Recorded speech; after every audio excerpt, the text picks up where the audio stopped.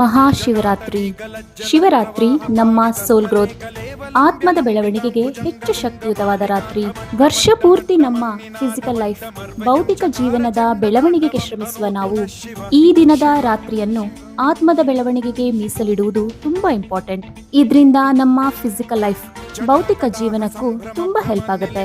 ನಾವು ಆ ಮಹಾಶಿವನನ್ನ ಪೂಜಿಸುತ್ತಾ ಸುಖ ಸಮೃದ್ಧಿ ಕೊಡುವಂತ ಕೇಳೋದಲ್ಲ, ಶೂನ್ಯದಿಂದಲೇ ಎಲ್ಲವೂ ಸೃಷ್ಟಿಸಲ್ಪಟ್ಟಿದೆ ಎಂದು ವಿಜ್ಞಾನನೇ ಹೇಳಿದೆ ಅಲ್ವಾ.